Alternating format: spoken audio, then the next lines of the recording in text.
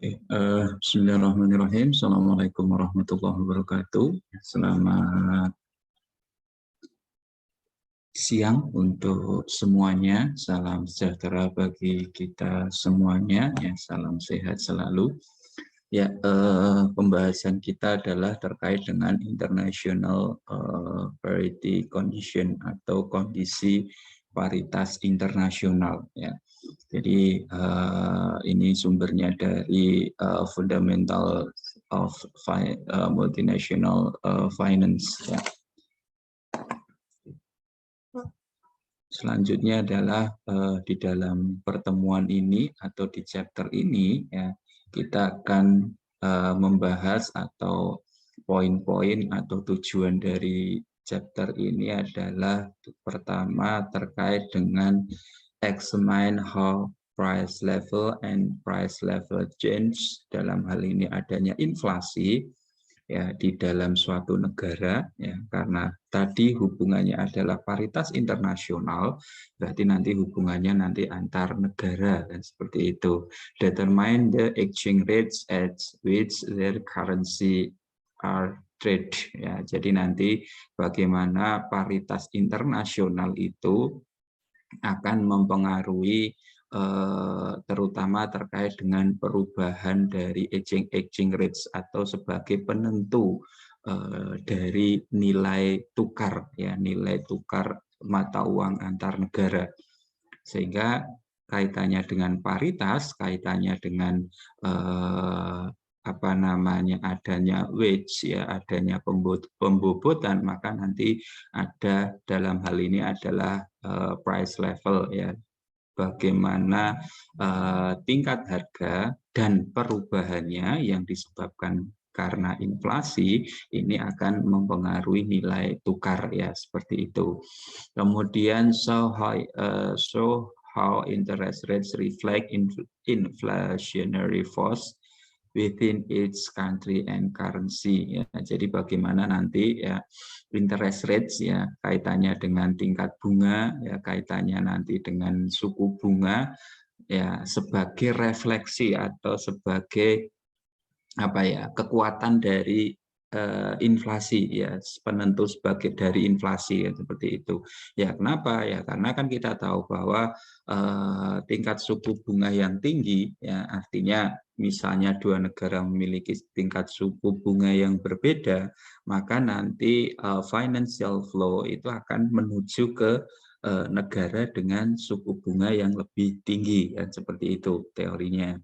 Kemudian explain how forward markets for currency reflect expectation held by the market participants about the future spot marketnya. Jadi nanti currency kaitannya tadi dengan paritas internasional, dengan perdagangan internasional, nanti apa istilahnya itu akan berdampak terhadap terutama forward market yang didasari pada spot market ya, atau dalam hal ini adalah nanti bagaimana si partisipan ya, para pelaku di sini nanti akan melihat bagaimana seharusnya ya currency yang didasarkan pada spot rate atau spot market saat ini itu nanti ke depan bagaimana ketika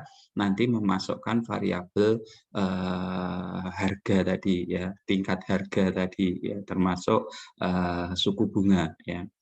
Kemudian analyze how in equilibrium the spot or forward currency market are aligned with interest differential ya. Jadi nanti bagaimana keseimbangan itu akan terbentuk ya, keseimbangan baru itu akan terbentuk ya, kaitannya lagi-lagi dengan spot dan forward ya.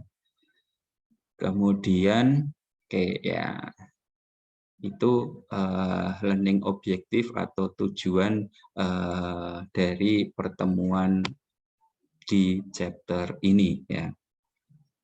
Oke ya, sekarang kita lihat ya International Parity Condition ya. Jadi di sini yang pertama adalah the economic theory ya, which link exchange rate ya.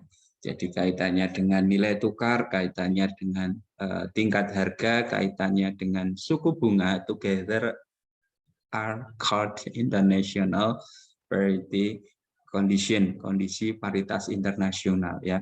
Karena kaitannya di sini adalah dengan financial ya. Tadi saya sampaikan exchange rate, kemudian tingkat harga, kemudian suku bunga. Nah, nanti tingkat harga berarti kan kaitannya adalah dengan barang yang dipertukarkan, dengan barang yang diperdagangkan, kan seperti itu. Okay, these theories may not always work out to be true when compared to what students and practitioners observe in the real world, but they are central to any understanding of how multinational business is conducted. Oke, jadi di sini bahwa ya ini memang bukan merupakan suatu yang given, artinya ini bukan suatu hukum yang pasti kan seperti itu ya. Tetapi nanti di sini ya, misalnya kita sebagai peneliti nanti kan kita bisa mengcompare ya, bisa menganalisis, bisa mengkomparasikan bagaimana ya nanti ada istilahnya itu ada nominal exchange rates, kemudian ada real exchange rates kan seperti itu. Ya, nanti bagaimana hal-hal itu ya diberlakukan. Ya, kemudian bagaimana suku bunga, kemudian tingkat bunga ya, suku bunga antar negara, kemudian tingkat harga nanti terhadap exchange rate itu bagaimana? Ya, terhadap nilai tukar itu bagaimana? Ya. Kenapa? Karena kalau kita melakukan riset ya, yang nanti kita menggunakan variabel nilai tukar misalnya, ya nilai tukar yang dipakai itu kan kita mungkin masih ini ya, masih kadang itu masih bias ya, masih confused, artinya nilai tukar yang mana yang digunakan kan seperti itu. Karena nilai tukar di sini nanti ya itu kan ada beberapa bentuk, ada beberapa macam kan seperti itu. Ya. Tuh. Nah, selanjutnya adalah di sini ya, law of one price states that all is being equal, no transaction cost, a product price should be the same in all market. Ya, jadi logikanya adalah kita kembali ke aliran klasik bahwa di dalam standar atau dalam hukum kaitannya dengan harga ya, satu harga ya, one price states ya. Jadi asumsinya adalah no transaction cost ya, tidak ada biaya transaksi. Sehingga logikanya adalah ketika biaya transaksi tidak ada, termasuk mungkin biaya transportasinya itu tidak ada, maka harga produk itu harusnya atau logikanya adalah sama ya, harga produk itu sama ya di semua pasar, di semua negara kan seperti itu logikanya. Kenapa? Ya karena tadi ya tidak ada biaya transaksi ya, biaya transaksi di sini ya termasuk biaya transportasi tadi ya itu. Nah, sehingga even if price for a particular product are in different currency, the law of one price states ya, sehingga di sini ketika tidak ada biaya transaksi, harganya itu equal ya. Jadi mungkin lebih pasnya adalah equal ya, tidak same ya. Kalau same itu kan sama persis ya. Jadi equal ya, equal antar negara atau di semua pasar ya, seperti itu. Even if price for a particular product are in different currency, the law of one price states that. Okay. Jadi logikanya adalah nih ya, ketika tidak ada biaya transaksi maka P ya, P mata uang domestik misalnya dikalikan dengan S sama dengan P yen misalnya, kalau ini yen ya, artinya harga barang di dolar berarti di Amerika itu ketika dikalikan dengan S di sini adalah nilai tukar dolar terhadap yen kan seperti itu ya, maka nanti harga barang di Amerika itu akan sama dengan harga barang di yen di Jepang kan seperti itu ya. Ya, nih ya. Jadi when the price of the product is US dollars ya, multiplied by the spot exchange rates, ya. Spot exchange rate ya artinya spot exchange rate ya. Jadi nilai tukar spot ya, nilai tukar saat ini atau saat itu, atau di sini apa namanya, di kodenya adalah S ya, yen per dolar equal the price of the product in Japan ya, di Jepang ya. Jadi sekali lagi di sini bahwa P dolar atau P di Amerika kemudian dikalikan dengan S, yang mana S di sini adalah yen per dolar ya, yen per dolar, maka nanti akan ketemu harga di yen atau harga di Jepang kan, seperti itu. Nah, ini dasarnya dulu ya. Logikanya kan seperti ini ya. Jadi harga barang di Indonesia ya dengan di Amerika itu logikanya kan harusnya sama ya, sama ya. Asumsinya tadi no transaction cost ya. Sehingga apa namanya, misalnya harga barang di sini itu 1.000 ya, kemudian kita kalikan berapa ya, apa namanya, 1.000 berarti dikalikan dengan S-nya berarti di sini Amerika misalnya ya, Amerika terhadap dolar, maka nanti akan ketemu P dolar kan, seperti itu ya. P dolar artinya harga barang di dolar di Amerika ya, seperti itu.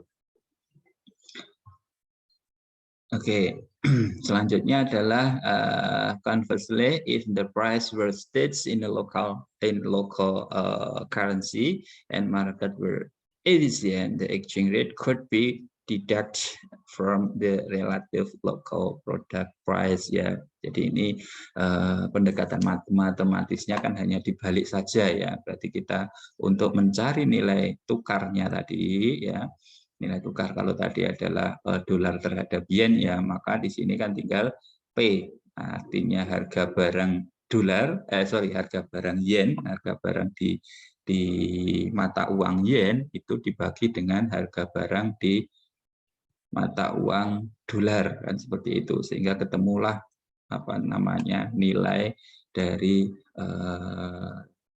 currency-nya atau nilai tukarnya kan, seperti itu ya. Oke ya, kemudian ya kita masuk ke apa itu purchasing power parity ya. Jadi di dalam penentuan P tadi ya, di dalam penentuan P tadi berarti kan di sini kita harus melihat, kita harus memasukkan ya variabel purchasing power parity ya, atau daya belinya seperti itu. Jadi di dalam jika low and price were true for all goods, the purchasing power parity exchange rate could be found from any set of price ya.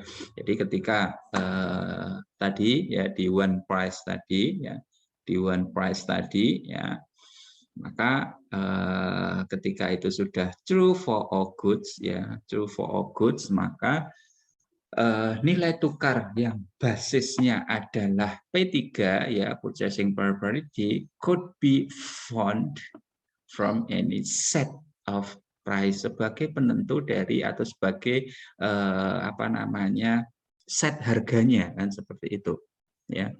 Kemudian through price comparison, price of individual product can be determined through the P3 exchange rates ya.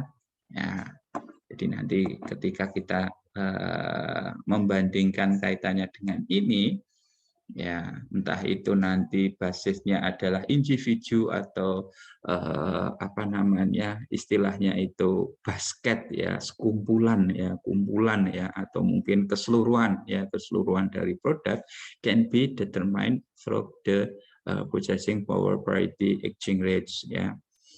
Oke, inilah this is the absolute theory of purchasing power parity ya, ini. Oke, kemudian di sini ada P3 state that the spot exchange rate is determined by the relative price of similar basket of good ya. Jadi di sini adalah lagi-lagi ya pertukarannya atau comparison-nya atau pembandingnya itu ya istilahnya harus apple to apple ya, harus di sini disebutnya adalah similars ya, similars ya. Among basket of goods ya, jadi barang yang apa namanya akan dilihat price levelnya tadi itu antara satu negara dengan negara yang lain itu basket of good-nya ya atau barangnya gitu saja itu kan harus similars ya, tidak bisa nanti misalnya barangnya itu taruhlah produk-produk agriculture misalnya nanti dengan produk-produk high tech misalnya itu kan nggak apple to apple namanya ya. Jadi produk-produk agriculture, produk-produk pertanian misalnya ya, kemudian pembandingnya kok nanti dengan taruhlah dengan apa namanya suku cadang pesawat, suku cadang apa namanya mesin-mesin misalnya, yaitu kan enggak apple to apple ya. Oke ya, kita lihat sebagai contoh ya, sebagai contoh atau mempermudah analisis adalah nih ya, kita punya taruhlah hamburger standards ya. Jadi di sini ada istilah Big Mac Index ya. Apa itu Big Mac Index? As it has been christened by the economist is a prime example for this law of price ya. Jadi di sini ada namanya adalah indeks Big Mac ya. Jadi indeks Big Mac di sini dipublish atau dibuat oleh para ekonom dunia ya. Nanti Anda bisa lihat di websitenya ya. Jadi nanti silahkan theeconomist.com ya, nanti di situ ada apa namanya istilahnya itu Big Mac Index ya. Jadi kalau di Indonesia ya itu ya semacam apa ya, semacam indeks harga jual lah ya, semacam indeks harga jual atau istilahnya itu ya apa ya, kalau di BPS itu namanya apa ya, saya agak lupa. Oke, jadi intinya adalah itu merupakan indeks harga ya, indeks harga secara keseluruhan ya, secara keseluruhan ya. Oke, jadi nanti silahkan Anda buka di ini ya, di The Economist ya, The Economist ya. Nanti di situ Anda akan melihat berbagai bundle ya, berbagai kumpulan barang ya di setiap negara ya. Jadi di situ kumpulan bundle-bundle produk ya, kelompok-kelompok produk ya di dunia, negara-negara di dunia nanti akan dipublish di situ ya. Kemudian nanti di dalam The Economist itu nanti ya, apa namanya istilahnya itu akan ditunjukkan juga berapa nilai tukar yang seharusnya ya. Nanti habis ini kita lihat ya, kita lihat. Oke ya. Jadi misalnya nanti kalau di Economist ya, di economist.com ya, di economist.com nanti di situ kelihatannya hampir semua negara di dunia ya itu nanti dipublish di situ ya, dipublish di situ ya. Jadi apa namanya Big Mac Index di sini ya di-invent ya, di-invent oleh ekonomis ya, oleh para ekonom di tahun 86 ya, di 1986 ya, 1986. Oke, jadi di situ ya istilahnya sebagai guidance lah ya, sebagai guidance nanti berapa correct ya, berapa level dari currency yang sesungguhnya ya, yang seharusnya ya, yang seharusnya. Oke, jadi lagi-lagi dia juga menggunakan asumsi atau dia menggunakan teori dari purchasing power parity juga ya. Jadi apa namanya, mereka menyebutnya bahwa nation that in the long run ya. Jadi nanti apa namanya, implikasi dari dari exchange rate purchasing power parity di sini nanti tidak bisa pada spot rates. Artinya tidak bisa dia di jangka pendek ya. Jadi nanti implikasinya adalah for future ya, for long time ya, untuk jangka panjang. Kalau untuk jangka pendek atau untuk saat ini nggak bisa ya, nggak bisa ya, implikasinya ya. Itu ya. Kemudian nanti kalau di apa namanya, di indeks ekonomis itu juga ya, nanti data di sana juga ada ya, artinya data berapa apa namanya, real exchange rate atau purchasing power parity exchange rate ya, di sana itu tersedia juga ya. Kemudian misalnya kita akan membandingkan ya, akan membandingkan antara Indonesia dengan US misalnya ya. Berapa nilai tukar ideal kita yang berbasis pada hubungan perdagangan ya, itu kira-kira berapa ya, di situ ada ya, di situ ada. Oke, kemudian nilai tukar kita dengan apa namanya, istilahnya itu yang kondisi saat ini itu bagaimana? Nah, apakah under value, apakah over value, kan seperti itu ya.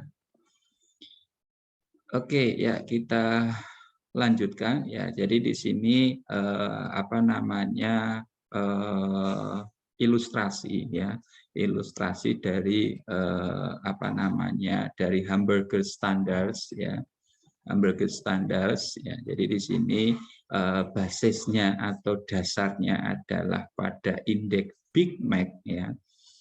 Jadi di sini asumsinya adalah di dalam Big Max ya, di dalam indeks Big Max ya, Big Max is identical in all countries ya. Jadi identik ya, identik. Makanya tadi saya menyebutkan adalah equal ya. It serves as a comparison point as to whether or not currency are trading at market price ya. Ya, jadi ini yang harus di garis bawahi ya. Oke, kemudian misalnya Big Max in China cost of yuan, artinya untuk memproduksi atau untuk menghasilkan ya, untuk menghasilkan satu basket hamburgers ya, hamburger di local currency ya, di yuan itu dibutuhkan 11 yuan misalnya. Kemudian while the same Big Mac in the US cost ya, sedangkan indeks Big Mac ya untuk hamburger misalnya di US ya, di Amerika biayanya adalah 3,41 US ya untuk satu basket misalnya. Nah, sehingga di sini berapa actual exchange rate terhadap yuan ya, actual sebelum ke situ ya, nilai tukar aktual ya, nilai tukar aktual misal antara Cina terhadap yuan itu adalah 7,60 ya. 7,60 ya, artinya $1 itu sama dengan 7,60 yuan ya di kedua negara itu ya. Oke, nah kemudian bagaimana harga Big Mac in China yuan di US dollar term. Oke. Jadi sekarang kita membandingkan ya antara kedua negara itu ya, seharusnya bagaimana? Seharusnya bagaimana? Benar nggak 7,60 itu ya? Apakah 7,60 1 US sama dengan 7,60 yuan itu sebenarnya sesuai apa tidak ya? Sesuai apa tidak, kan seperti itu. Kemudian di sini the economist then calculates the implied purchasing power parity rates of exchange rate using the actual price ya. The actual price of the Big Mac in China often the price of the Big Mac in US dollars, ya. Oke, nah sehingga ketika apa namanya, idealnya itu adalah ini, ya. Oke, idealnya adalah 2,23, ya, 2,23. Padahal tadi di Amerika itu kan 3,41 kan, seperti itu. Sedangkan dengan menggunakan yuan itu kan hanya 11 yuan kan, seperti itu. Oke, ya. Nah, sekarang now comparing the implied purchasing power parity rate of exchange, ya, yuan itu adalah 3,23, ya, tadi di dalam dolar, artinya 11 yuan tadi yang untuk menghasilkan satu basket hamburgers itu kalau didolarkan itu hanya tadi 3,23, ya. Jadi ini kalau didolarkan, ya, istilahnya tadi, ya. Jadi yuan tadi, ya, yuan tadi yang apa namanya untuk memproduksi di Amerika itu 3,41, ya, 3,4 sekian tadi, di yuan itu 11 dolar, kemudian nilai tukar yuan terhadap US itu 7,6. Nah, sehingga di sini the degree to which the Chinese yuan is either under value or overvalue versus the US dollar is calculated, ya. Jadi di sini, ya, tadi ini adalah apa namanya actual exchange rate, ya, actual apa namanya currency yang digunakan untuk memproduksi satu basket hamburger di Cina kalau didolarkan. Tetapi nilai tukar aktualnya, ya, ini realnya, ini aktualnya. Tadi kan 7,60, artinya satu dolar itu sama dengan apa namanya, $1 itu sama dengan 7,60 yuan. Ya, sedangkan untuk produksi satu basket atau satu paket, ya, hamburgers tadi di Cina kalau didolarkan itu 3,23. Sehingga di sini kalau basisnya adalah purchasing power parity dari apa namanya dari basket hamburgers, maka 3,23 dikurangi 7,60 per 760 ketemunya adalah 0,58, ya. Artinya apa? Artinya di sini ini terjadi under value, ya, terjadi under value, ya. Nilai yuan terhadap dolar itu terlalu kecil, ya, terlalu kecil.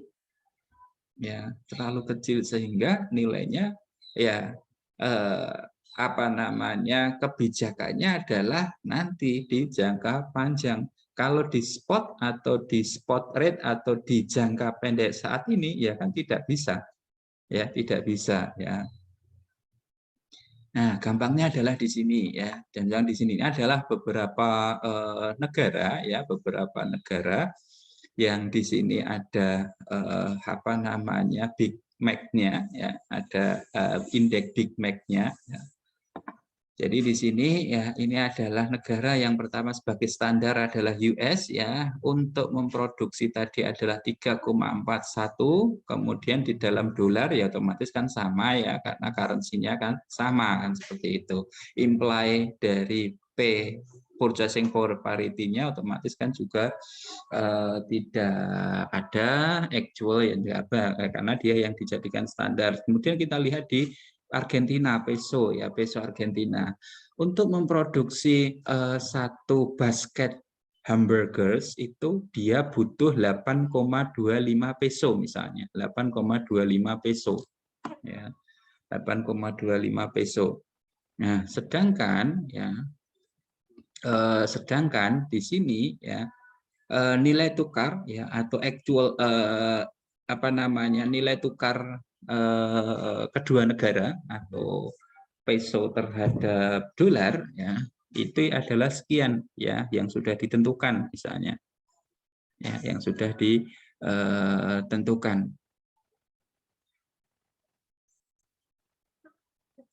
Oke, ya ini. Nah, kemudian berapa imply ya, imply dari purchasing power parity-nya ya. Purchasing power parity-nya adalah 2,42. 2,42 itu dari mana? Ya, 2,42 di sini adalah dari local currency ya, local currency 8,25 dibagi dengan 3,41 ya. Jadi ini ya, ya ini dibagi dengan ini ya, maka ketemunya adalah nanti ini ya, ketemunya adalah ini ya, 2,42 ya. Ini adalah imply-nya ya, ini adalah implikasi dari purchasing power parity-nya ya, seperti itu. Nah, kemudian actual dollar exchange rates ya, kemudian aktualnya berarti ya, aktualnya adalah di local currency ya, local currency dibagi dengan di dalam dolar kan, seperti itu ya. Oke, jadi nanti ini ya, ini merupakan pembagian dari ini ya, dari ini ya, dibagi dengan ini ya, maka akan ketemu dengan actual exchange rate ya, actual exchange rates ya. Jadi di sini apa namanya, ada Juli ya, ada Juli ya, ya ada Juli tahun 2021.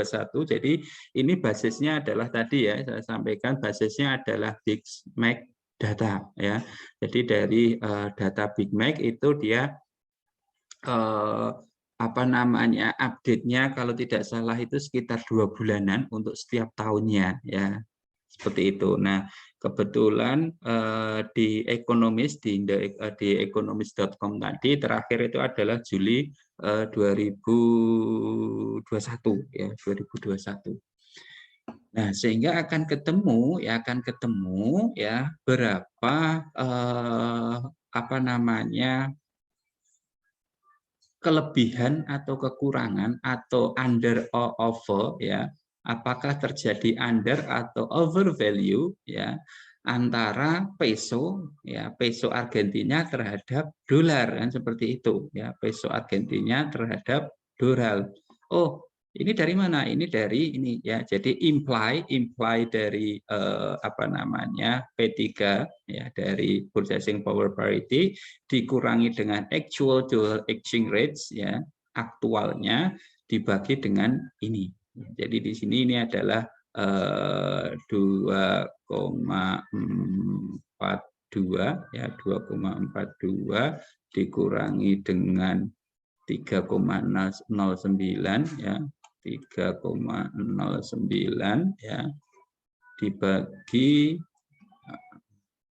dibagi dengan 3,09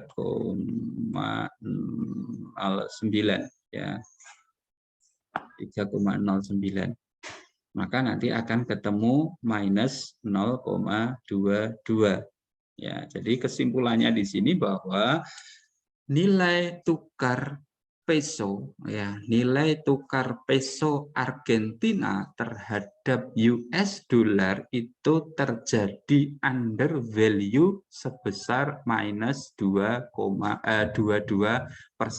ya, 22%.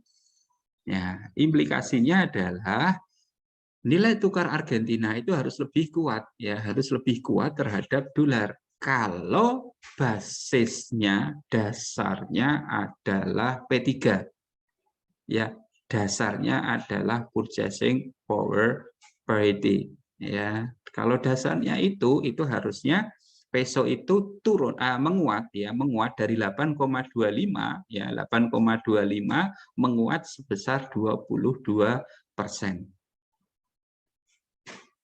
Itu. Nah, cuma karena di sini dasarnya atau yang dipakai atau purchasing power parity-nya di sini ini adalah atau baru apa namanya baru basket of hamburgers, maka ya ini nanti masih bias juga, sehingga nanti harusnya adalah semua barang yang diperdagangkan ya between Argentina dan Amerika. Ya itu untuk mengukur itu ya, untuk mengukur berapa nanti nilai apa namanya exchange rate yang sesungguhnya ya. Oke, kemudian ini sampai ke bawah ya, ada Brazil, ada Britain, ada Kanada ya, dan seterusnya, termasuk di Indonesia ya. Di Indonesia ya, di Indonesia di sini ya, kalau kita lihat ya, kita juga terjadi undervalue ya, undervalue ya. Di sini rupiah kita ya ada 15.900 misalnya. Kemudian di dalam dolar ini adalah 176 ya, 15.000 rupiah. Artinya 15.000 rupiah di sini bukan nilai tukar ya. Ini adalah untuk memproduksi tadi ya satu apa namanya satu basket ya, satu bundle ya, satu bundle dari hamburger itu hanya 15.900 ya. Kemudian ketika didolarkan itu 1,76, kemudian imply dari purchasing power parity-nya adalah tadi sama, berarti 15.000 ya, 15.000 dibagi dengan 3,41 maka akan ketemu ini ya, 4.663 ya, imply purchasing power parity-nya. Oke, kemudian actual dollar exchange rates ya ini berarti 15.000 dibagi dengan 1,76 ya, 1,76, sehingga untuk under over-nya ya, under over-nya adalah atau berarti di sini 4.000 ya, 4.663 ya, 663 dikurangi dengan 9015 ya, 9015 ya, 9015 dibagi dengan 9.015 ya. Ya, 9.015, maka akan ketemu minus 48%. Ya, artinya di kelompok ini kalau kita lihat ternyata Indonesia itu kalau dilihat basisnya adalah purchasing power parity ya, basisnya adalah produksi hamburger ya, harusnya nilai tukar kita itu ya separuh dari yang ada saat ini ya, separuh dari yang ada saat ini ya. Kalau ini 15.900 misalnya, taruhlah nilai tukar kita itu 14.000, berarti kalau basisnya sekali lagi adalah hamburgers ya, produksi ya atau kinerja dari produksi hamburger, maka nilai tukar kita itu harusnya separuhnya, hampir separuhnya ya, 48% turunnya ya. Itu ya, ini terkait dengan apa namanya nilai tukar ya, yang nilai tukar yang menggunakan basis P3 ya, purchasing power parity ya. Oke, hal yang sama untuk negara yang lainnya, ada South of Africa, ada South Korea, ada Sweden, ada Switzerland, ada Thailand, ada Turki, ada Venezuela, ada seterusnya sampai ke Uruguay ya. Jadi ini berapa over, berapa under ya, berapa over, berapa under dari nilai tukar ya. Jadi di sini kita bisa lihat berapa yang over ya, seperti ya kalau kita lihat di sini negara-negara maju itu justru dia terjadi over ya, terjadi over ya. Kita ada Swedia, ada Switzerland, ada yang gede-gede, oh mana nih? Ada Iceland, ya, kemudian ada Norway, ada Norwegia, ya. Ini ternyata terjadi apa namanya over, ya, terjadi over value, ya, nilai tukar, ya.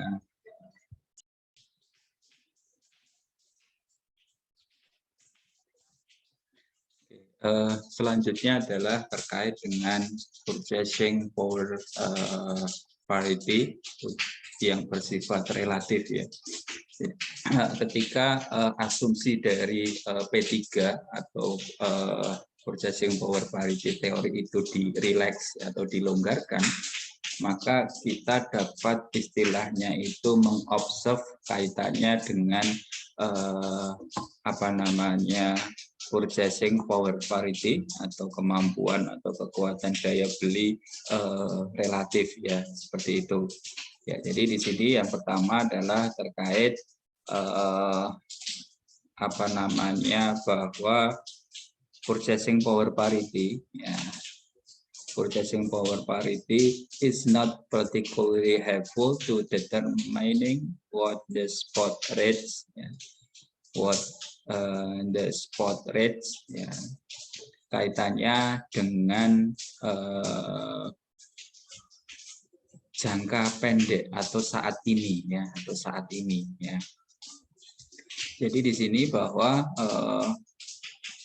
apa namanya P3, ya, itu kan bertahan dengan baik untuk jangkanya itu jangka panjang, ya, jangka yang sangat panjang. Tetapi tidak bisa memprediksi atau istilahnya apa namanya kinerjanya itu dia tidak bisa digunakan untuk jangka yang pendek, seperti itu. Nah, teori ini atau kaitannya dengan purchasing power parity di sini, ini nilai tukar P3 di sini memang lebih sesuai, lebih pas adalah untuk negara-negara dengan tingkat inflasinya itu tinggi dan relatif fluktuatif, ya. Jadi negara-negara dengan tingkat apa namanya tingkat fluktuasi dari inflasi maksudnya itu relatif tinggi. Kemudian pasar modal, ya, kondisi financial atau pasar keuangan, terutama pasar modal yang belum berkembang itu sangat sesuai, ya, sangat sesuai dengan apa namanya P3 exchange rate di sini atau nilai tukar yang menggunakan dasar dari apa namanya dari P3, ya, atau purchasing power parity, seperti itu. Nah, jadi sekali lagi bahwa apa namanya P3 ini tidak terlalu membantu dalam menentukan spot rate atau cruise spot untuk jangka pendek. Jadi itu apa namanya yang perlu digarisbawahi, seperti itu. Kemudian ya tadi, ya, negara-negara dengan tingkat diferensiasi inflasi yang tinggi, ya, itu cenderung istilahnya itu akan diimbangi dalam jangka panjang oleh perubahan cruise spot yang sama, ya, seperti itu. Oke, jadi itu terkait dengan apa namanya kesesuaian dari apa namanya purchasing power parity, ya, yang bersifat relatif. Oke. Selanjutnya adalah nih, ya, jadi di sini kalau kita lihat, ya, secara grafis ini seperti ini lebih kurang. Jadi yang di kuadran sebelah kiri atas, ya, kuadran sebelah kiri atas, ya, di sini. Kemudian ada yang di kanan bawah, ya, ini adalah percentage difference in expected rate of inflation, ya. Kemudian yang di sini, ya, yang di sini ini, ya, yang di sini adalah percentage change in spot exchange rate for foreign currency, ya.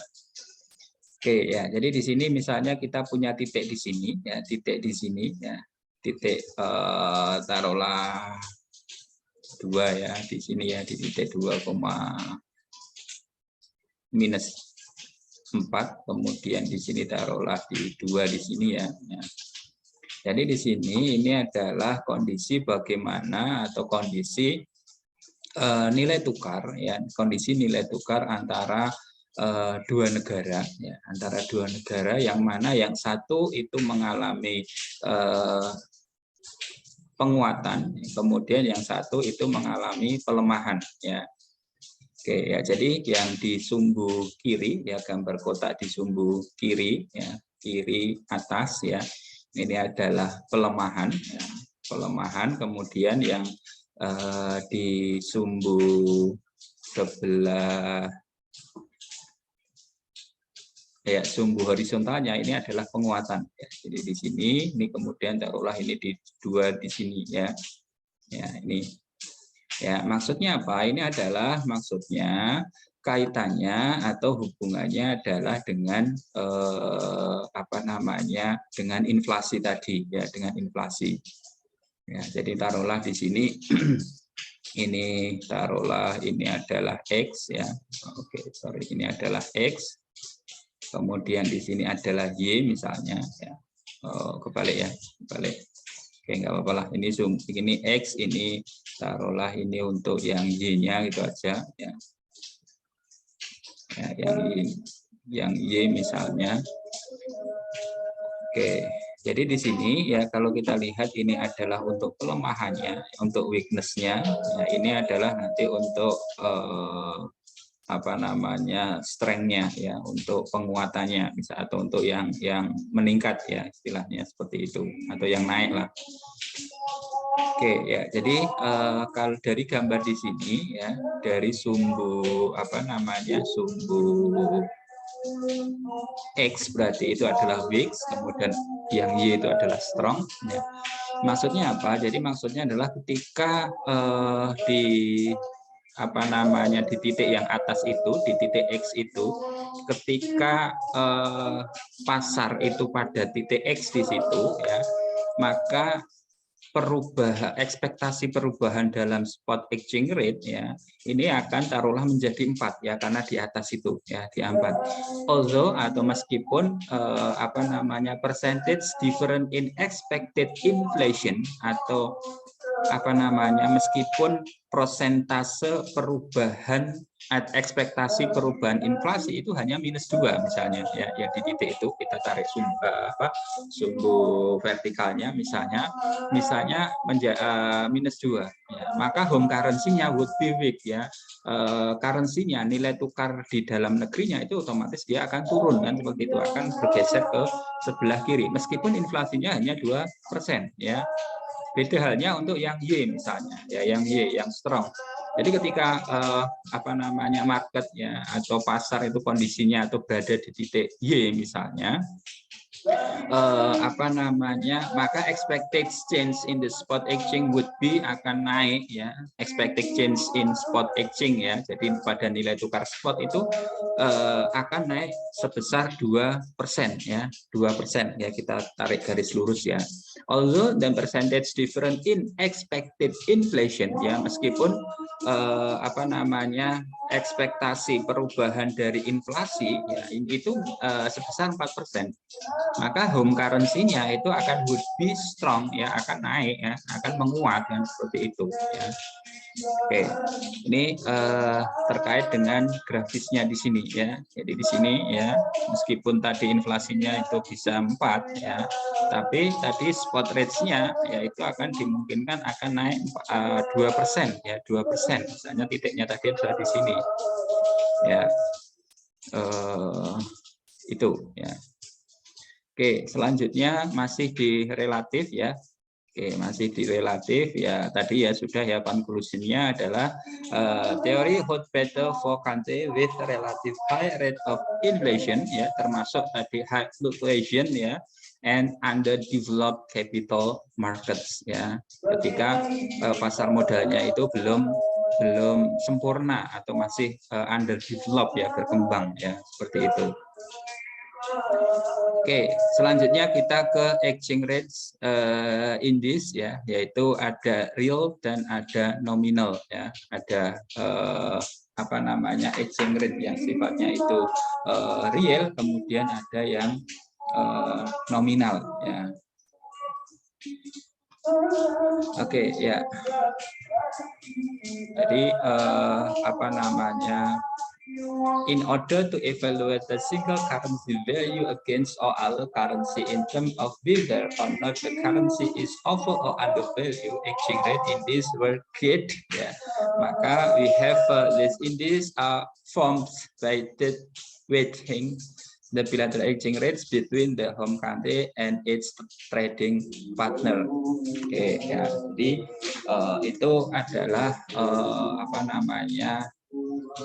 Real, ya. Jadi menggunakan timbangan trade bilateral, ya, trade bilateral exchange rate, ya. Itu yang digunakan untuk real. Jadi namanya real, ya, namanya real itu ya dasarnya adalah ya hubungan perdagangan dengan partner, ya, dengan negara partner. Oke, sedangkan nominal exchange rates index use the actual exchange rate to create an index on a weighted average basis of value of the subject currency over a period of time. Jadi kalau yang nominal itu ada timbangan-timbangan lagi, ya. Jadi real ditambah dengan timbangan-timbangan yang lain, ya. Ya, seperti itu. Oke, jadi di sini the effective exchange rate index it is how the weighted average purchasing power of the currency has changed relative to some arbitrary selected base period, ya.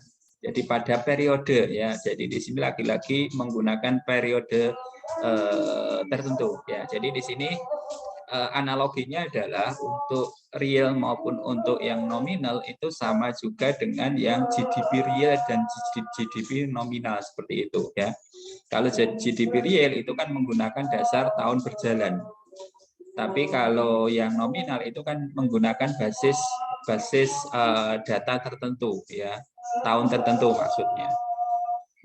Oke, sehingga di sini real effective rate, kemudian kita ke apa namanya yang real efektif, ya, yang real efektif, ya. Real effective exchange rates ini dibentuk atau merupakan atau rumusnya adalah E ini, ya, yang real adalah yang nilai tukar mata uang dolar, kalau dolar, kalau rupiah ya rupiah, ya, untuk nominal, ya, dikali dengan rasio of US dollar cost over foreign currency cost. Jadi biaya dari apa namanya biaya dari rasio biaya dari mata uang itu sendiri, ya, seperti itu. Oke, ya, ini adalah IMF Real Effective Exchange Rates Index from the United States, Japan, and Euro area, ya, menggunakan basis tahun 2000, ya, seperti itu, ya. Nanti Anda bisa cek sendiri, ya, datanya. Jadi bagaimana, ya, ini fluktuasinya, ya, bagaimana perubahannya, ya, karena lagi-lagi karena di sini adalah real, berarti tergantung juga pada hubungan perdagangannya, seperti itu, ya, pada hubungan perdagangan masing-masing negara, ya, seperti itu. Oke, selanjutnya adalah, ya, masih di ini, ya, if change in exchange rate just offset differential inflation rates, if purchasing power the whole, all the real effective exchange rates in this would stay at, ya. Jadi ketika PPP, ya, purchasing power parity ini di whole, ya, tidak dipertimbangkan, maka all real effective exchange rates in this ini. Kemudian if rate strength, ya, over value or under value, then the index, ya, ketika terjadi tadi over maupun apa namanya under value, ya. Oke, selanjutnya ada istilah lain lagi adalah exchange rate pass-through, ya. Apa itu PRPT, ya, is one reason that currency real effective exchange rates index can deviate from its purchasing power parity equilibrium point, ya. Apa ini adalah ini, ya, the degree to which the price of import and export could change as a result of exchange rate change in term pass-through. Oke, for example, misalnya BMW memproduksi mobil di Jerman dan semua cost are incurred in semua biayanya dalam euro ya. BMW diproduksi di Jerman menggunakan euro ya, basis penghitungan biayanya. Kemudian mobil tersebut dijual ya ke US. The price of the BMW should be euro, then you convert to dollars at the spot rates. Jadi euro ya, 2 euro biaya produksi BMW yang di Jerman yang menggunakan euro ketika akan dijual ke Amerika, maka kan harus di-convert ya, berapa nilai US dollarnya kan, seperti itu ya, dengan menggunakan spot rates ya. Ketika PS is the BMW in dollars, kemudian P euro is the BMW price in the euro at the spot rate ya, maka akan menjadi seperti ini kan, seperti ini ya. Jadi P ya dolar BMW ya, P Amerika, P di Amerika sama dengan P BMW di euro ya, dalam hal ini Jerman, dikalikan dengan tingkat currency-nya ya, nilai tukarnya kan, seperti itu. Ya, jadi misalnya di sini taruhlah biaya produksinya itu 35 misalnya ya, 35.000 misalnya ya, 35.000.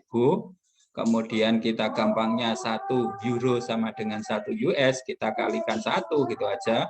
Maka harga BMW, mobil BMW di Amerika yang diproduksi di Jerman itu kan akan menjadi 35.000 juga kan, seperti itu ya. 35.000. Ya kan, seperti ini nih ya kan, 35.000. Oke, nah selanjutnya adalah bagaimana ya, implementasi atau bagaimana model dari exchange rate pass-through di sini adalah seperti ini ya. Ya, berapa persen, berapa penentuannya adalah seperti ini ya. Oke.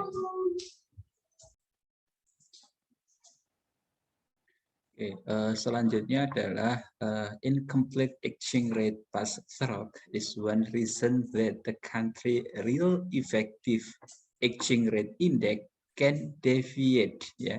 Jadi kuncinya adalah di sini ya, can deviate for lengthy period from its purchasing power parity equilibrium level ya. Jadi istilahnya di sini adalah nilai tukar pass-through yang tidak lengkap atau yang incomplete ya, dalam artian merupakan istilahnya itu alasan mengapa indeks nilai tukar efektif ya, indeks nilai tukar efektif real ya, perlu digarisbawahi, suatu negara dapat menyimpang untuk waktu yang lama ya. Jadi sekali lagi di sini adalah pass-through di sini ya, pass-through nilai tukar atau nilai tukar pass-through di sini adalah karena adanya penyimpangan ya. Penyimpangan apa? Penyimpangan dari indeks nilai tukar efektif real ya, dalam jangka panjang ya. Sebagai contoh ya dari case tadi adalah misalnya euro itu kan terapresiasi sebesar 20% terhadap dolar ya. Jadi misalnya euro itu menguat sebesar 20%. Nah, tetapi yang terjadi adalah di pasar Amerika Serikat untuk harga BMW itu naiknya menjadi 40.000. Yang semula tadi kan 35.000 ya. 35.000 naik menjadi 40.000 di pasar Amerika. Kalau dilihat dari apresiasi euro terhadap dolar, maka harusnya naiknya akan menjadi 42.000 ya. 42.000 kok bisa? Ya, tadi kan naik 20% misalnya kan, naik 20%. Oke ya. Jadi naik 20% di sini ya kan.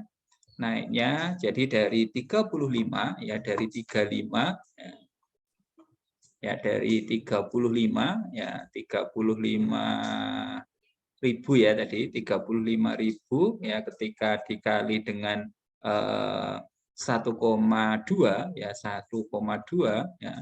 Karena tadi kan semula 1 US sama dengan 1 euro kan. Kemudian sekarang naik menjadi euronya terapresiasi ya, terapresiasi sebesar 20%, sehingga kan 35.000 ini kan kita kalikan 2. Harusnya ya harga BMW di pasar Amerika itu kan menjadi 42.000 ini ya kan, harusnya kan menjadi ini ya. Harusnya menjadi ini. Tetapi real di pasar Amerika itu BMW itu hanya naik dari 35 jadi 40.000 ya, menjadi 40.000. Nah, sehingga ini kan menjadi tadi bentuk penyimpangan ya, bentuk penyimpangan ya. Sehingga di sini the degree of pass-through is measured by the proportion of the exchange rate change reflect in the dollar price ya. Jadi diukur dari proporsi antara exchange rates ya, dari exchange rates ya terhadap dollar price, terhadap harga yang sebenarnya kan, seperti itu.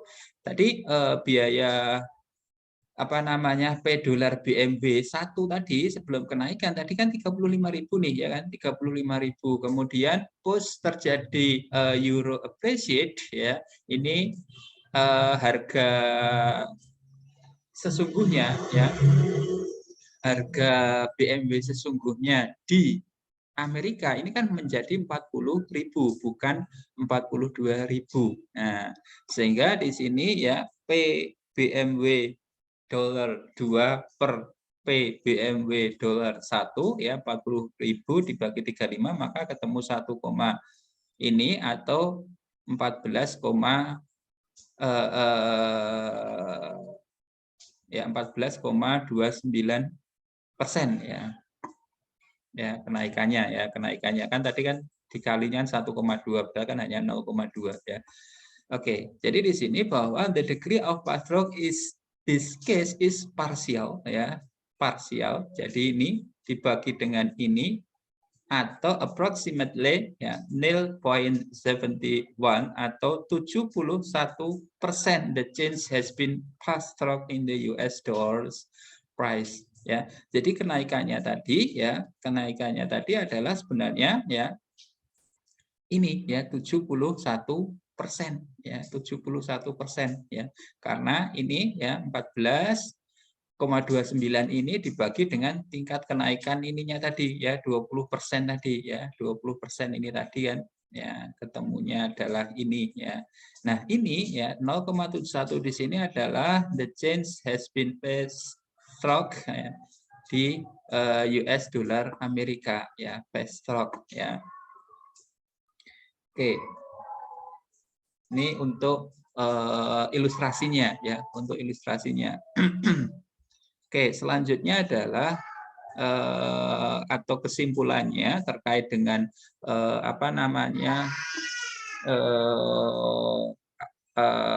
nilai tukar pass-through di sini adalah ini ya. Oke. Oke, pass-through is the measure of response of ya, oke. Jadi diukur sebagai respon dari import and export product price to rates exchange ya, terhadap perubahan exchange rate-nya ya. Ya, oke. Jadi respon dari harga produk ekspor maupun import terhadap perubahan dari exchange rate-nya dari kedua negara itu ya. Dengan asumsi bahwa price in dollars and euro of BMW automobile produced in German should in the United States at the spot exchange rates ya tadi ya. Jadi 35.000 tadi biaya di Jerman tadi dengan asumsi 1 US sama dengan 1 euro, maka harganya adalah 35.000 ya. Kemudian ya terjadi apresiasi tadi 20% ya, dari 1 ya, dari 1 per euro menjadi 1,2, maka harganya logikanya itu naiknya 42.000 atau menjadi 42.000, tetapi ternyata tidak ya, naiknya itu hanya 40.000 ya, hanya 40.000 ya, sehingga ini adalah kesimpulannya adalah di sini ya, kesimpulannya adalah ini ya. Oke, jadi the degree of pass-through is measured by the proportion of exchange rate change reflect in the dollar price ya. Oke, jadi di sini bahwa only 71% of the exchange rates change was pass-through in the US dollars price ya. Jadi di sini ternyata hanya 71%-nya ya, 71%-nya ya. Sedangkan yang lainnya atau yang 29% dari kenaikan exchange rate tadi yang 0,2 atau menjadi 1,2 dolar ya terhadap euro tadi adalah of the exchange rate change has been absorbed ya, diabsorb ya, istilahnya diserap ya oleh BMW itu sendiri ya, ditanggung lah bahasanya ya, ditanggung oleh perusahaan atau pabrik dari BMW. Oke ya, selanjutnya adalah interest rates ya, suku bunga dan nilai tukar ya. Jadi di sini adalah kita melihat bagaimana hubungan antara suku bunga dan nilai tukar ya.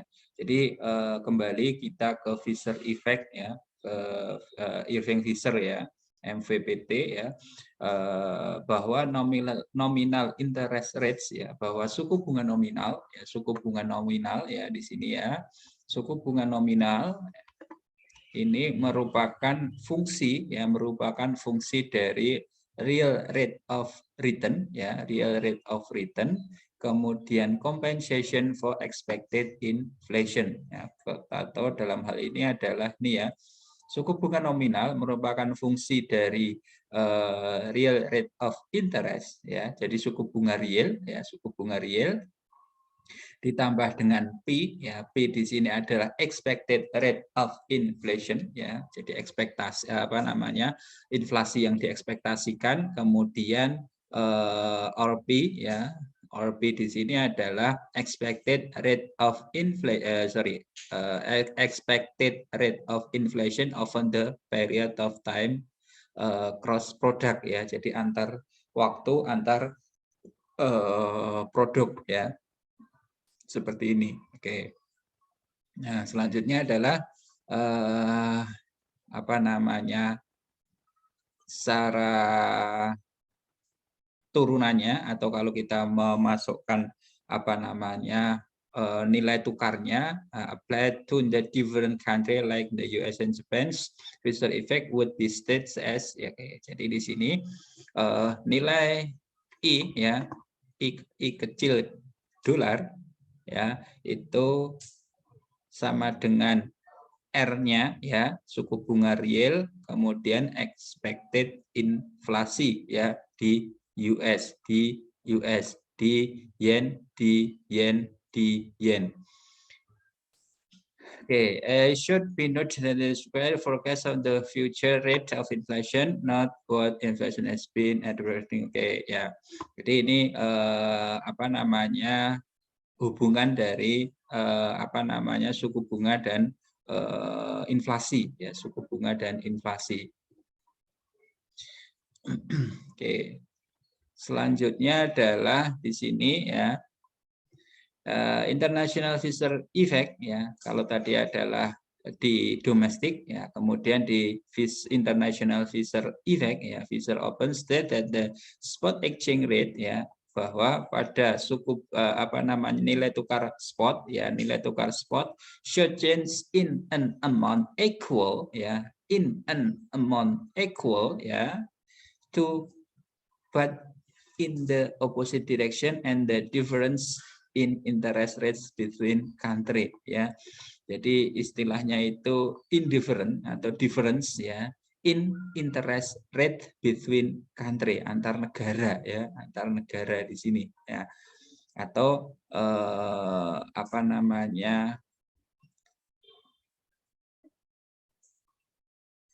istilahnya ya, atau dengan kata lain bahwa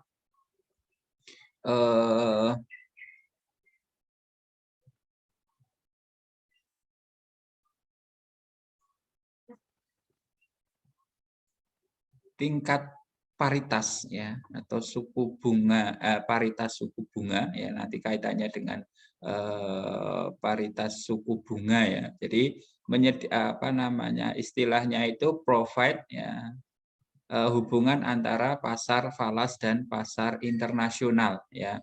Jadi kenapa nanti kita mendiskusikan ini adalah nanti kaitannya dengan pasar valuta asing dan pasar internasional seperti itu ya. Oke, kemudian if we were to use the US dollar and the Japanese yen, the expected change in the spot exchange rate between the dollar and yen should be in approximate form. Oke, jadi nanti lebih kurangnya adalah seperti ini nantinya ya. Jadi bagaimana kita melihat hubungan suku bunga ya dan exchange rate dari dua negara ya, itu lebih kurangnya adalah ini ya. Ini tadi adalah spot rates ya, spot rates di S1, di S2 di Jepang dan Amerika kali 100 sama dengan ini ya, sama dengan ini.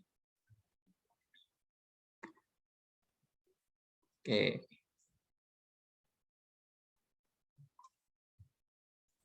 Ya, justifikasinya adalah seperti ini ya. For the international effects that investors must be rewarded or penalized to offset and expected changes in exchange rate. Okay. In restricted capital flow, an investor should be indifferent between investing in dollar or yen bonds, since investor worldwide would see the same opportunity to compete in a way. Oke, jadi di sini lagi-lagi adalah tadi yang saya sampaikan bahwa di dalam suku bunga ya, kaitannya nanti dengan aliran modal adalah tadi ya, modal itu akan bergerak atau akan bergeser ya dari suku bunga tinggi ya, dari suku bunga rendah ke yang tinggi kan, seperti itu ya. Si investor pasti akan apa namanya, menggunakan pertimbangan itu ya, menggunakan pertimbangan itu untuk apa ya, istilahnya untuk membawa modal yang dia miliki ya, seperti itu. Jadi di sini ya Fisher International Effect tadi, bahwa investor itu harus diberi penghargaan atau ya istilahnya ya penalti atau reward tadi untuk apa ya, untuk apa ya istilahnya itu sebagai penyeimbang ya, penyeimbang dari perubahan nilai tukar yang diharapkan ya. Kemudian di sini ya si Fisher ya, Fisher International atau efek Fisher International adalah memprediksi arus modal yang tidak terbatas ya. Jadi kadang itu kan investor itu kan istilahnya itu kan bersikap ya masa bodoh ya, masa bodoh antara investasi dalam dan obligasi atau dalam obligasi entah itu yen maupun dolar kan, seperti itu. Karena ya mereka memiliki peluang yang sama kan, seperti itu ya. Jadi peluang mereka itu kan sama ya. Itu. Oke, selanjutnya adalah terkait dengan forward rate. Oke, jadi forward rate is exchange rate quote today for settlement at same future dates ya. Jadi untuk future date-nya adalah bisa 30, bisa 60 ya, sampai dengan 1 tahun ya. Sampai dengan 1 tahun ya. Oke. Okay, forward rate is calculated by adjusting the current spot rate by the ratio of euro currency interest rates of the same maturity of two subject currency. Oke, jadi lebih kurangnya adalah seperti ini ya. Jadi FC ya, di sini adalah forward rate ya. Forward rate untuk 90 hari FC ya, di sini FC kita bisa taruhlah apa namanya Swiss franc ya. Kita taruhlah FC di sini adalah Swiss franc. Ya, spot future ya, future rates untuk Swiss franc terhadap dolar ini untuk 90 hari, ini rumusnya adalah seperti ini ya. Jadi ini adalah nilai tukar ya, FC Swiss franc terhadap dolar 1 plus suku bunga di Swiss franc kali 90 kali 90 per 360 dibagi dengan 1 plus suku bunga I ya tadi ya, nominal ya, dolar ya di Amerika dikali dengan 90 per 360. 90 di sini karena di sini forward rate yang akan ditentukan atau apa namanya rate dari forwardnya adalah untuk forward 90 hari ya, 90 hari. Oke, sehingga atau dengan apa namanya dengan pendekatan soal lebih kurang adalah seperti ini. Misalnya the forward rates spot rates di Swiss franc saat ini adalah 1,48.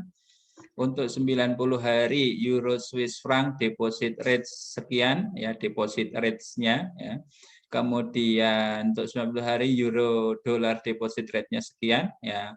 Maka berapa apa namanya forward rates ya Swiss franc terhadap dolar untuk 90 hari ke depan ya dengan menggunakan rumus tadi ya 148 1 plus 0,400 per 90 per 360 dibagi dengan 1 plus 0,8 nih ya deposit rate-nya tadi ya. Ya, ini 4 ya, ini kemudian ini ya. Ini sama dengan Swiss franc ya, sama dengan ketemunya adalah ini ya. Jadi di spot rate ya, spot rate Swiss franc terhadap euro ini ya Swiss franc terhadap dolar ini adalah saat ini ya spot rate-nya adalah di 148 dan dengan asumsi tadi ya deposit rate di Swiss sekian, euro dolar sekian untuk 90 hari ke depan, maka nilai tukarnya itu akan menjadi 1,4655 ya. Itu kira-kira seperti itu.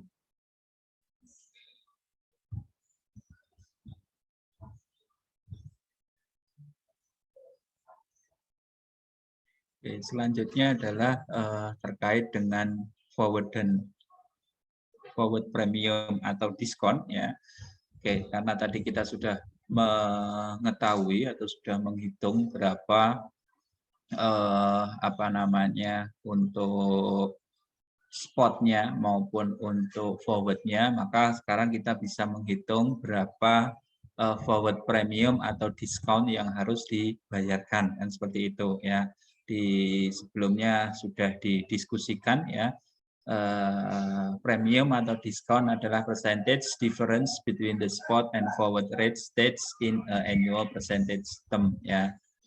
Oke, kemudian when states in indirect term foreign currency per home currency unit, dia adalah Swiss franc ya. Swiss franc terhadap dolar, kemudian formulanya maka menjadi apa namanya forward ya premium atau diskonnya adalah seperti ini ya. Spot ya cruise spot dikurangi forward dibagi forward dikali 360 per karena tadi 90 berarti di sini adalah 90 ya. 90 hari kali 100 ya. Ini untuk menentukan besaran dari forward premium atau diskonnya ya. Seperti itu. Oke, ya. Selanjutnya oke. Oke, jadi nanti kita akan mempunyai kurva ya yield curve untuk forward premium ya karena tadi forwardnya ya nilai tukar forwardnya itu untuk forwardnya itu lebih kecil ya terhadap spotnya ya. Maka di sini adalah untuk forward premium is percentage different ya 3,96% karena tadi kan dari 1,48 menjadi 1 forwardnya menjadi 1,46 sekian ya. Untuk euro dollar yield curve ya, jadi ini adalah yield-nya ya, yield-nya. Kemudian untuk euro Swiss franc yield curve ya, untuk Swiss franc-nya ya, untuk dasarnya tadi ya, seperti itu. Oke, kemudian using the preferred Swiss franc example, the forward discount or premium would be as follows. Oke, ya, tadi ya, ini dari kurva tadi ya, dari kurva tadi ya, perhitungannya adalah lebih kurang seperti ini ya. Ini ya, ini spotnya kan 148, kemudian forwardnya adalah di 146. The positive sign indicate that the Swiss franc is selling forward at a premium ya. Jadi ini adalah premium ya, karena hasilnya adalah positif ya, per annum atau 3,96 more to get the francs at the 90-day forward rate. Oke, jadi untuk kita membeli atau kita istilahnya itu kita menukarkan Swiss franc ya dengan kontrak forward ya, dengan kontrak forward 90 hari ke depan, itu nanti kita akan memperoleh nilai tukar yang lebih rendah, tetapi harus ada ini ya, premiumnya yang harus dibayarkan. Tapi karena ini positif, the Swiss franc is sold forward. Oke, jadi dijual forward ya, di selling forward untuk saat ini ya, tapi nerimanya nanti di 90 hari yang akan datang. Oke ya, mungkin terkait dengan jadi terkait dengan hal ini ya, mungkin kita cukupkan sekian dulu ya, nanti terkait dengan kontrak yang lainnya ya. Jadi sebenarnya masih ada beberapa hubungan misalnya